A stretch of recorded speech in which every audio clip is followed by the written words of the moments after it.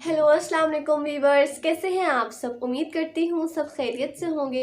जहाँ रहें खुश रहें, हंसते मुस्कुराते रहें और अपनी प्यारी प्यारी सी मुस्कुराहटों को हर तरफ बिखेरते रहें। आज मैं आपके सामने जिस वीडियो पे रिएक्शन दूंगी उसका टाइटल है कि एक नॉन मुस्लिम जो कि इस्लाम मुखालिफ थे और इस्लाम मुखालिफ किताब लिखते हुए वो मुसलमान हो गए। तो आई थिंक पहले वो नॉन मुस्लिम के बारे में जानते हैं कि वो कौन थे। तो उनका नाम जोरम वैन क्लेवरीन था, जो कि नेदरलैंड के एक शहर एम्स्टरडैम में 23 जनवरी 1979 में पैदा हुए थे। बहुत ही ज़्यादा आम घराने में पैदा हुए थे, जहाँ पर वो अपने वालिद, वालदा, बहन, भाई और एक बिल्ली के साथ रहते थे। तो एम्स्टरडैम में पैदा होने की वजह से उनकी परवरिश वहीं पर हुई। उनकी फैमिली प्रोटेस्टेंट मसीहत को मानने वाली थी। उन्होंने अपनी हाई स्कूल के बाद कंपैरेटिव रिलीजन में आला तालीम हासिल की। उसके बाद उन्होंने एक बहैसियत उस्ताद के भी काम किया था। लेकिन उस दौरान नेदरलैंड में कुछ बहुत ख़ास हुआ, मतलब कि उनकी ज़िंदगी में अगर बहुत बड़े ज़ाविये से मैं कहूँ, उनका इस्लाम के मुतल्लिक बहुत कुछ हुआ था। एंड देन उन्होंने फ्रीडम पार्टी से सियासत का आगाज़ किया और पार्लियामेंट के मेंबर बन गए। इसके बाद उन्होंने फैसला किया कि वो इस्लाम मुखालिफ किताब लिखेंगे। तो आइए देखते हैं कि वो किताब लिखते हुए उन पर कौन सी हकीकत और राज अफशा हुए जिनकी वजह से वो मुसलमान हो गए। बहुत ही कमाल की वीडियो होने वाली है। लेकिन इस वीडियो को स्टार्ट करने से पहले अगर आपने मेरे चैनल को सब्सक्राइब नहीं किया है तो मेरे चैनल को सब्सक्राइब कर दें। साथ साथ वीडियो अच्छी लगे तो लाइक और शेयर ज़रूर कर दीजिएगा। So let's start the video. आपने कैसे और क्यों इस्लाम मुखालिफ किताब लिखने का फैसला किया? आपकी जिंदगी ईमान के लिहाज से कैसी थी? आपका ईमान किस पर था? आपका सबसे भारी और अफसोसनाक इजहार क्या था जो आपने इस्लाम के लिए इस्तेमाल किया? आपके करीबी लोगों का रद्द अमल क्या था जब आप मुसलमान हुए? मैं सोचता था इस्लाम झूठ है, इस्लाम एक खतरा है। मुझे 2000 से ज्यादा मौत की धमकियां मिली और आखिरकार मैंने इस्लाम मुखालिफ किताब लिखने का फैसला किया। खुदा मुझे इशारा दे ताकि मैं 100% जान लूं यही दुरुस्त रास्ता है। मैं इस वजह से 2 दिन तक सो नहीं सका। मैं इसे तस्लीम ना कर सका। ये इंतहाई अजीब था। अस्सलाम वालेकुम भाई जोराम एंड क्लेवरन, आपके आने का शुक्रिया और आपको देखकर बहुत खुशी हुई। मैं पहले आपसे ये पूछना चाहता हूँ कि जोरम कौन है? वालेकुम अस्सलाम। मुझे बुलाने का बहुत शुक्रिया। यहाँ आना मेरे लिए बहुत इज्जत की बात है। जोराम वॉन क्लेवरन 23 जनवरी 1979 को एम्स्टरडैम में एक आम से घराने में पैदा हुआ, जिसमें बाप, माँ, भाई, छोटी बहन और एक बिल्ली थी। एम्स्टरडैम में मैं एक प्रोटेस्टेंट घराने में पला बढ़ा। हाई स्कूल से फरागत के बाद मैंने कंपैरेटिव रिलीजन पढ़ा। मैं चंद साल एक उस्ताद रहा। हॉलैंड में और ख़ुसूसन मेरी ज़िंदगी में बहुत सी चीज़ें थीं। जब मैं एक अमूमी नज़र डालता हूँ और जब इस्लाम की बात आई तो मैं सियासी तौर पर फ्रीडम पार्टी की तरफ से सरगर्म हो गया। मैं पार्लियामेंट का मेंबर बना और बिलाखिर मैंने एक इस्लाम मुखालिफ किताब लिखने का फैसला किया। इसका आगाज़ एक इस्लाम मुखालिफ किताब से हुआ, फिर ये खुदा की तलाश में बदली और अख्ताम मेरे मुसलमान होने पर हुआ। आपकी जिंदगी ईमान के लिहाज से कैसी थी? आपका किस पर ईमान था? मुसलमान होने से पहले मैं इस्लाही चर्च से एक प्रोटेस्टेंट ईसाई था। हम बाइबल पढ़ते थे, हम सबके नाम बाइबल से थे, हम सबका बपतिस्मा हुआ था, हम चर्च जाते थे, वगैरह वगैरह। यानी हम इस लिहाज से काफी हद तक ईसाई थे। जाहिर है कि मेरा खालिक कायनात पर ईमान था, मेरा जन्नत दोज़ख पर ईमान था, मेरा फरिश्तों की वही पर ईमान था और जाहिर है उस चीज पर भी जो ईसाइयों को मुसलमानों से अलग करती है। यानी मेरा ये ईमान था कि यीशु मसीह खुदा के बेटे हैं और ज्यादा फलसफियाना लिहाज से मेरा ईमान था कि वो खुद खुदा हैं। मेरा दोबारा जिंदा किए जाने पर ईमान था और जाहिर है कि मसीह अलैहिस्सलाम की मसलूबियत पर भी, और मेरा कफारे पर ईमान था।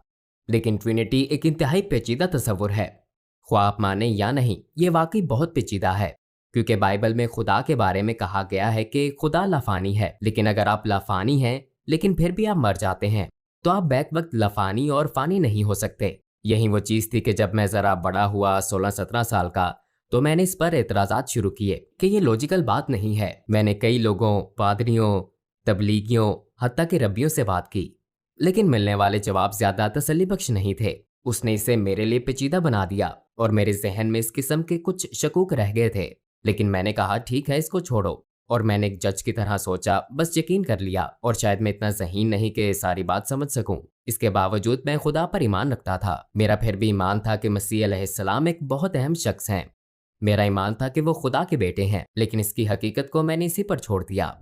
आपने कैसे और क्यों इस्लाम मुखालिफ किताब लिखने का फैसला किया? हाई स्कूल के बाद मैं यूनिवर्सिटी गया और मैंने कंपैरेटिव रिलीजन पढ़ा और एक काबिल जिक्र बात मेरे ख्याल में ये थी कि मेरा कॉलेज का पहला दिन 11 सितंबर 2001 था। मेरे जहन में पहले से ही था कि अच्छा ये मुसलमान लोग वो जुनूनी किस्म के हैं और ये मजहब सच नहीं है। फिर चंद साल बाद हॉलैंड में एक शख्स थियो वान गोग था। वो एक मशहूर फिल्म साज था और उसे सड़क पर मार दिया गया। उसे गोली मारी गई थी और उन्होंने उसका गला काटने की कोशिश की थी और उसके पेट में एक चाकू घोंपा था जिस पर अयान हर्षी अली नामी एक और लड़की के लिए एक लेटर था जिस पर लिखा था अगली बारी तुम्हारी है। लिहाजा इससे मेरे इस्लाम मुखालिफ एहसासात में इस तरह इजाफा हुआ कि मैंने सोचा मुझे कुछ करने के लिए सियासी तौर पर सरगर्म होना चाहिए और अपने मुल्क को इस बुराई या नुकसान से बचाना चाहिए। आपने इस्लाम की वजह से सियासत शुरू की? हाँ, और इसका ताल्लुक इस्लाम से ही था। यही वजह थी कि मैं एक किताब लिखना चाहता था ताकि लोगों को बता सकूं कि इस्लाम दुनिया के लिए खतरा क्यों है। जब मैं अपनी किताब लिख रहा था, जैसे कि मैंने पहले कहा, ईसाईयत से मुतल्लिक सवालात, शक व शुबहात दोबारा उभरे और जाहिर है ये सच्चाई से मुतल्लिक थे क्योंकि मैं एक ईमान वाला ईसाई था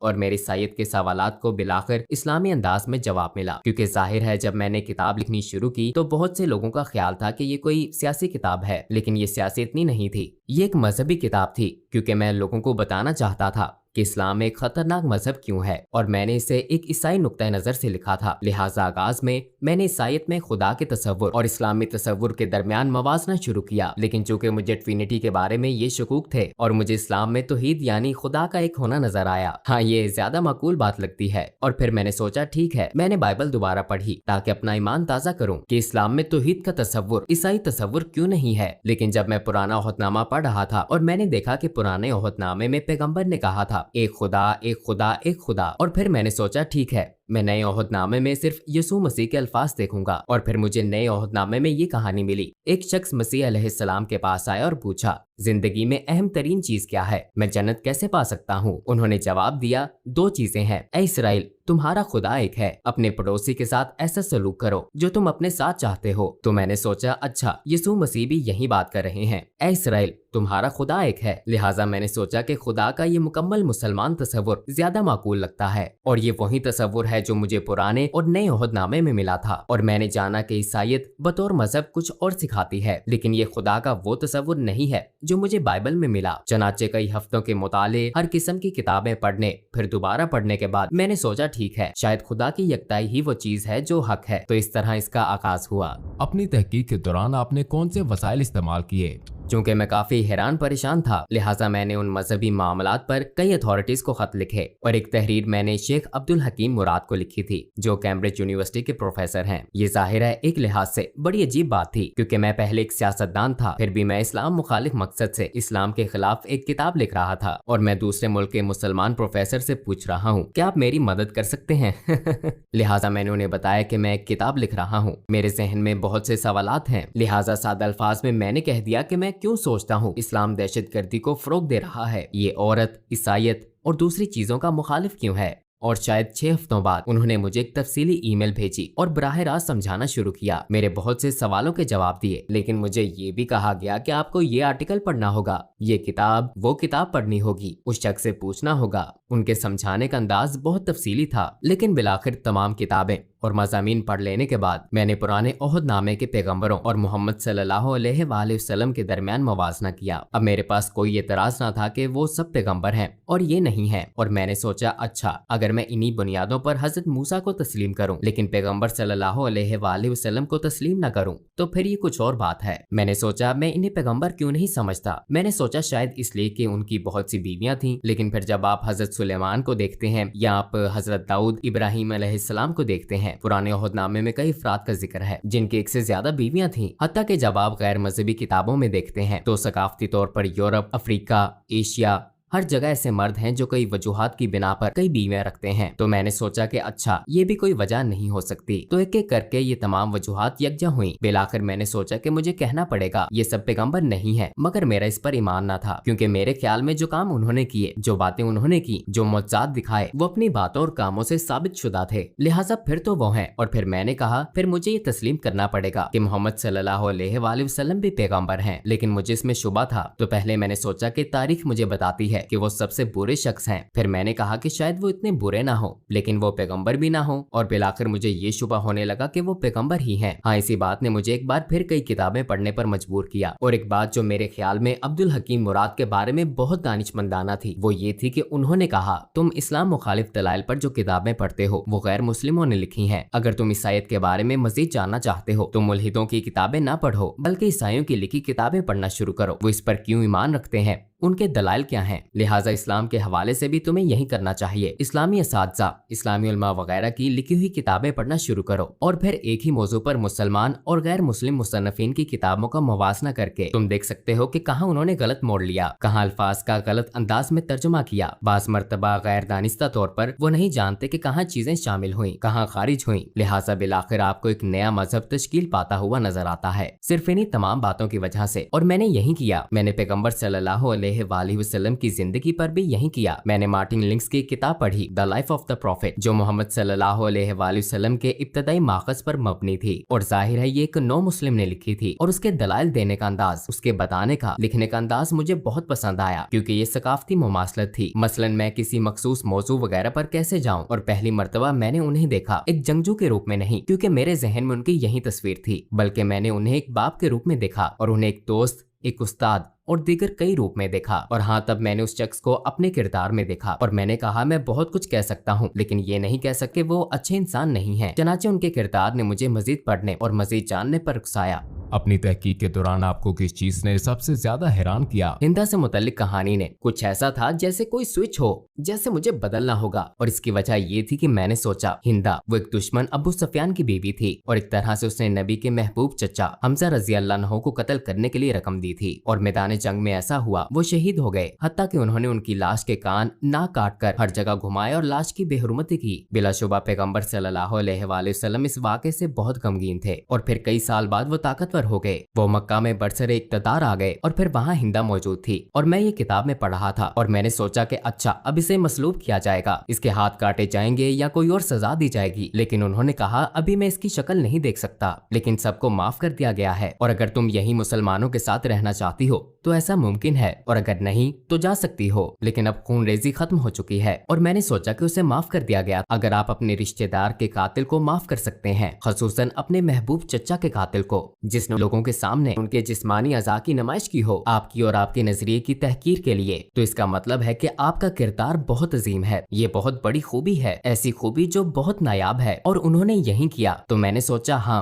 वाकई वो बहुत खास इंसान थे। और ये जानने के बाद मैंने सोचा मेरे पास उनके पैगंबर होने के दलाइल हैं, उनका किरदार और दीगर लोगों के साथ उनका सलूक मेरे सामने है। मैंने देखा कि उन्होंने अपने दुश्मनों के साथ कैसा सलूक किया। मेरे ख्याल में वो पैगंबर हैं। लेकिन फिर मैंने सोचा ओ ये तो बहुत खौफनाक बात है, क्योंकि मैं पहले से ही खुदा की वहदानियत को मानता हूँ, और अब मैं मान रहा हूँ कि वो नबी हैं। अगर मैं आपको कहूँ कि खुदा एक ही है और मोहम्मद सल्लल्लाहु अलैहि वसल्लम उसके नबी हैं, ये तो तकरीबन शहादत हो गई। फिर मैंने सोचा चलो किताबें बंद करता हूँ, इसे रोकता हूँ, ये सब गलत सिमत में जा रहा है। और यकीनन मैंने जो पढ़ा या देखा और जो कुछ तजर्बा किया, उसके बायस मैं अब पहले जैसा इस्लाम मुखालिफ नहीं रहा था। मैं आपको बताऊं कि ये सब एक तसव्वुराती कहानी की तरह लगता है, लेकिन आखिर में वाकई ऐसा हुआ। मैं इस पर ये सारी किताबें पढ़ी थी, और जब मुझे एहसास हुआ कि हाँ ये एक तरह से शहादत है, तो मैंने कहा अच्छा मैं सारी किताबें रख देता हूँ। और मैंने किताबें ऊंची शेल्फ पर रख दी, लेकिन किताबें इतनी ज्यादा थी कि बहुत सी शेल्फ से नीचे गिर गईं, और शेल्फ से गिरने वाली किताबों में कुरान भी था। और जब मैंने इसे उठाया तो मेरा हाथ सूरा 22 आयत 46 पर था, जहाँ लिखा था आंखें अंधी नहीं होती बल्कि दिल अंधे हो जाते हैं। और मैंने सोचा मेरा वाकई यही मसला है, क्योंकि आंखें अंधी नहीं थी। मैं अपने हाथ से लिखा वाकई देख सकता था। किसी ने मुझे ये किताब लिखने पर मजबूर नहीं किया था, किसी ने नहीं कहा था कि तुम्हें ये लिखना है या वो लिखना है। मैंने खुद ही लिखना शुरू किया था, और मैं इसे अपनी आंखों से देख सकता था। लेकिन मैं अब भी ये हकीकत तस्लीम ना कर सका जो मैंने कहा था कि वो पैगंबर हैं, खुदा एक है, मैं तस्लीम नहीं कर सका। तो मेरी आंखें नहीं बल्कि मेरा दिल अंधा था। मैं ये हकीकत तस्लीम ना कर सका, शायद अपने नफ्स या अना की वजह से इसे कबूल ना कर सका। और मैंने कहा ऐ खुदा, मुझे परवाह नहीं कि ये बाइबल का खुदा है या कुरान का, मुझे इशारा दे ताकि 100% दुरुस्त रास्ता जान लूं। फिर मैं सोने चला गया, लेकिन जब जागा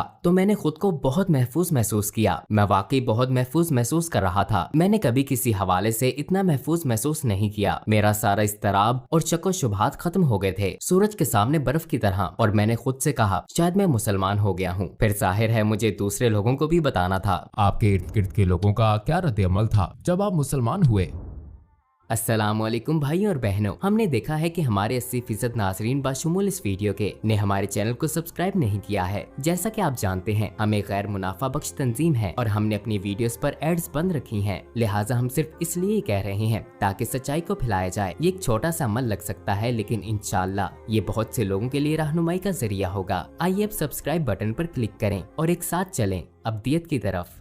आपके इर्द गिर्द के लोगों का क्या रद्द-ए-अमल था जब आप मुसलमान हुए? अक्सर का रद्द-ए-अमल मनफी था। यकीनन बहुत से लोगों के लिए, खसूसन कुछ अंकल और आंटियों के लिए ये एक सदमा था। उन्हें खबरों से इसका पता चला और जब अपनी माँ को बताया तो वो रोने लगी। और मेरी बीवी काफी खुले जहन की थी। हाँ, वो इस बारे में बहुत मुस्बत थी। उसने कहा, अच्छा अगर इस्लाम ही आपका हकीकी ईमान है और ये आपके दिल में है, मैं कौन हूँ? और मेरी पिछली मुलाजमत के कुछ साथी काफी जारहाना थे। मुझे 2000 से ज्यादा मौत की धमकियां मिली मुझे सपोर्ट करने वालों की तरफ से जिन्होंने मुझे वोट दिया था। लोगों ने इंतहाई नफरत अंगेज बातें की। हम तुम्हारी बीवी का रेप कर देंगे, तुम्हें गोलियां मार देंगे, हमें तुम्हारे बच्चों का स्कूल मालूम है, वगैरह वगैरह। इनमें से ज्यादातर यकीनन अहमक हैं, क्योंकि वो कंप्यूटर पर फजूल लिखने वाले पागल लोग हैं। तो वो काफी मुश्किल वक्त था और मुझे अपने काम पर भी जाना था। और ये एक ईसाई तंजीम थी। उसके लीडर ने कहा, ये नाकाबिले यकीन है। और उसने कहा, हाँ, मैंने तब्दीली महसूस की थी। जब तुम रेडियो पर मखसूस मौज़ूआत पर बोलते थे तो कुछ ज्यादा ही नरम मिजाज होते थे, पहले की तरह सख्त नहीं। तुम मुसलमान हो रहे थे। और जब मैंने कहा हाँ मैं मुसलमान हो गया था, तो उसने कहा कि मैं इस वजह से 2 दिन तक सो नहीं सका। मैं इसे तस्लीम न कर सका। ये इंतहाई अजीब था। लेकिन मेरे लिए सबसे मुश्किल काम अपने दादा को बताना था, क्योंकि मेरे दादा मरने वाले थे। उनकी उम्र तकरीबन 93-94 साल थी और वो घर में बिस्तरे मर्ग पर थे। मुझे उन्हें बताना था और मेरी माँ ने मुझे कहा था, तुम्हें बताना होगा कि तुम्हारे दादा उनके वालिद थे। तो मैंने कहा, अच्छा तो फिर आपको मेरे साथ आना पड़ेगा। वो एक ढाल की तरह थे। और मैंने सिर्फ इतना कहा कि दादा मैं मुसलमान हो गया हूँ। और फिर उन्होंने अपनी आंखें बंद कर ली और मैंने सोचा कि उनकी सांसें बंद हो गई हैं, क्योंकि वो बहुत बूढ़े थे। और कुछ देर के लिए वाकई उनकी सांसें रुक गईं और फिर वो दोबारा सांस लेने लगे। और उन्होंने मेरी तरफ देखा और कहा, चलो कम से कम तुम कैथोलिक तो नहीं बने।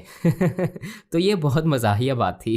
और आखिरी बात रेडियो में मेरे पुराने बॉस ने कहा, अच्छा हमें क्या मालूम कि कल को तुम हिंदू या कुछ और बन जाओ। तो मैंने उससे कहा कि मैंने कभी मजहब मुंतखब नहीं किया। ऐसा एक ही बार हुआ जब मैं मुसलमान हुआ था। इससे पहले मैंने अपना मजहब मुंतखब नहीं किया था। मैं एक ईसाई घराने में पैदा हुआ। मेरी परवरिश एक ईसाई तरीके से हुई और मैं बहुत मशकूर हूँ उन तमाम अच्छी चीजों के लिए जो इससे मुझे मिली। लेकिन ये मेरा फैसला नहीं था। और सिर्फ एक बार जब मैंने फैसला किया तो वो मेरा मुसलमान होने का फैसला था। और ये सबसे ज्यादा, जैसा मैंने कहा, मुझे लगता है ये मेरा सबसे अहम फैसला था और मेरा सबसे अक्लमंदाना फैसला था। मैंने कभी एक फैसला करने में साल नहीं लगाए सिवाय मुसलमान होने के। जब आपने अपनी पहली नमाज पढ़ी तो कैसा लगा? यकीनन ये एक खूबसूरत लम्हा था, लेकिन बहुत अजीब भी था, क्योंकि ईसाईयत में आपको इस तरह इबादत करने की आदत नहीं होती। आप हाथ जोड़कर इबादत करते हैं और शायद घुटनों के बल अपने हाथ वगैरह के सामने बैठकर। लेकिन मुझे ये बहुत खूबसूरत लगता है कि आप वाकई सजदा करते हैं। आप वाकई अपने रब के आगे निहायत आजिज़ी से झुकते हैं। तो मेरे ख्याल में ये बहुत आजिज़ाना और खूबसूरत अदा है। और हाँ, इससे मुझे बहुत खुशी महसूस हुई।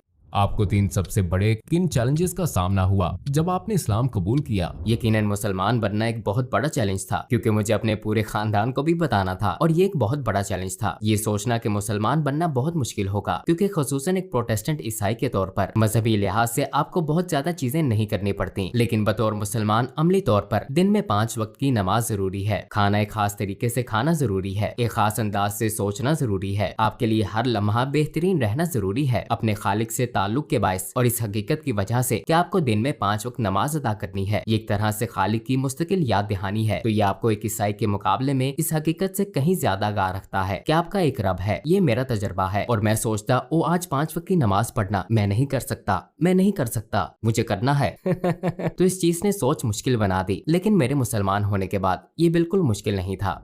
क्या आप अपने बच्चों की परवरिश भी बतौर मुसलमान कर रहे हैं? आप यकीनन कोशिश करते हैं। मुझे पता नहीं कि आप एक मुसलमान की परवरिश कैसे करते हैं। मेरे ख्याल में ये बहुत मुश्किल काम है, खास तौर पर इस दौर में। जाहिर है जब मैंने शादी की तो मैं मुसलमान नहीं था। आपने एक तरह से अहद किया कि आप अपने बच्चों की परवरिश बतौर ईसाई करेंगे। तो मुसलमान होने के बाद जाहिर है मैं अपने बच्चों की परवरिश बतौर ईसाई नहीं कर रहा। अगर ईसाईयत से मुतालिक बच्चों का कोई सवाल होता है तो वो मेरी बीवी से पूछते हैं और उन्हें ईसाई जवाब मिलता है। और अगर वो मेरे पास आते हैं तो उन्हें इस्लामी जवाबात मिलते हैं। लेकिन अक्सर वो कहती है कि अपने बाप से पूछो। मेरी बीवी सबके लिए हलाल खाना पकाती है, तो ये बहुत खूबसूरत बात है। वो कहती है मैं 5 खाने नहीं बनाऊंगी तो सब एक जैसा खाना खाते हैं। आप हलाल खाना चाहते हैं तो सब हलाल खाते हैं। तो एक तरह से ये कुदरती अमल की तरह है। इस्लाम के खिलाफ आपका शदीद तरीन और अफसोसनाक इजहार ख्याल क्या था? मेरे ख्याल में इस्लाम एक झूठ है। کیونکہ یہ بات میں اکثر کہتا تھا اسلام جھوٹ ہے اور قرآن زہر ہے، لیکن جب میں کہتا تھا کہ اسلام ایک جھوٹ ہے تو اس سے میری مراد تھی کہ سارا مذہب اور اس سے منسلک ہر چیز، تو یہ ایک طرح سے جہالت کا اعلیٰ ترین درجہ تھا۔ ہاں مجھے اس چیز کا افسوس ہے کیونکہ یہ ایک چھتری کی طرح تھا اور باقی سب کچھ اسلام ایک جھوٹ ہے کہ تصور کے تحت آتا تھا، کیونکہ یہی بنیادی سوچ تھی۔ اور یقیناً میں خود کو الزام دیتا ہوں اور جانتا ہوں کہ ایسا کرنے والے بہت سے لوگ عملی مسلمان نہیں ہیں، اور ایک طرح سے میں اس چیز کو سمجھتا ہوں کیونکہ ہر چیز جو سیاسی، سماجی اور ثقافتی لحاظ سے کہی اور کی جاتی ہے اسے بھی شمار کیا جاتا ہے۔ میں کبھی کبھی اپنی پرانی پارٹی کے لوگوں کے دلائل بھی سنتا ہوں جنہیں میں نے ناراض کیا۔ ہاں یہ چیز مجھے پریشان کرتی ہے اور یہی وجہ ہے کہ ہم نے IXC اسلامک ایکسپیرینس سینٹر نامی ایک تنظیم قائم کی، اور ہم اسکولوں، پرائمری اور ہائی اسکولوں، کالجوں، یونیورسٹیوں، یہاں تک کہ حکومت کے 2 محکموں، دیگر سماجی تنظیموں اور گرجا گھروں میں جاتے ہیں، اسلام کے بارے میں غلط فہمیاں دور کرنے، پیغام پھیلانے اور اسلام کو اس کے حقیقی رنگ میں دکھانے کے لیے، اور ہم یہ اینک کے ساتھ ورچوئل ریئلٹی کے ذریعے کرتے ہیں، تو یہ ایک بہت پرلطف تجربہ بھی ہوتا ہے، اور اس طرح ہم ان چیزوں کو مٹانے کی کوشش کرتے ہیں جو میں نے ماضی میں کہیں اور کی ہیں۔ لوگوں کو اسلام کے بارے میں کیسے تحقیق کرنی چاہیے؟ کیا آپ صرف گوگل سرچ کا مشورہ دیتے ہیں؟ نہیں، میں یقیناً گوگل کا مشورہ نہیں دوں گا، میں کبھی اس کا مشورہ نہیں دوں گا۔ میں کہوں گا کہ کمپیوٹر بند کر دو۔ نہیں، میرے خیال میں یہ بہت ضروری ہے کہ لوگ کتابیں پڑھیں، اصلی صفات والی کتابیں۔ میں مشورہ دوں گا مارٹن لنکس کی کتاب Muhammad his life based on the earliest sources پڑھیں۔ جس کتاب کی میں نے پہلے بات کی تھی، یہ ایک سبز کتاب ہے، اور میں سمجھتا ہوں کہ لوگوں کے لیے یہ بہت ضروری ہے کہ قرآن کا خود سے گہرا مطالعہ نہ کریں، کیونکہ یہ ایک بہت ہی پیچیدہ کتاب ہے، اور اگر آپ کے پاس ایسا کوئی نہیں جو آپ کو سکھا سکے، خاص طور پر زیادہ تر لوگ جو اسلام کے بارے میں کچھ نہیں جانتے، روانی سے عربی یا کلاسیکی عربی بولنے والے نہیں ہوتے، تو آپ قرآن کی تفسیر یا ترجمہ پڑھتے ہیں، اور ظاہر ہے زیادہ تر یہ مصدقہ نہیں ہوتا۔ اس لیے میں لوگوں کو صرف سیرت کا مطالعہ کرنے کا مشورہ دوں گا، نبی کے کردار اور زندگی کا مطالعہ کریں، کیونکہ روایت بھی ہمیں یہی سکھاتی ہے۔ ان کی زندگی قرآن تھی، وہ ایک طرح سے زندہ قرآن تھے۔